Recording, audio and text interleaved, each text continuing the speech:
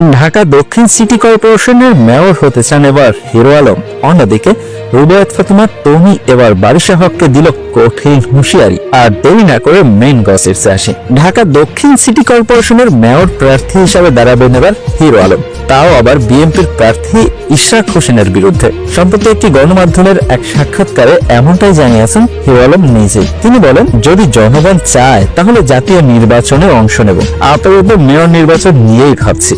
অনেকে ফোন দিচ্ছেন, উৎসাহ দিচ্ছেন, আলোচনা চলছে। আমি মানুষের জন্য কাজ করার সুযোগ চাই বলে জানান হিরো আলম।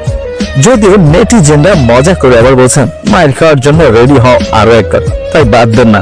এবার আসি তনির গসিপসে। বারিশা হক ও রুবায়েত ফাতেমা তনির মধ্যে দ্বন্দ্ব তো নতুন কিছু না, তাদের মধ্যে এখন আবার যোগ হয়েছে উদ্যোক্তা লিওনা।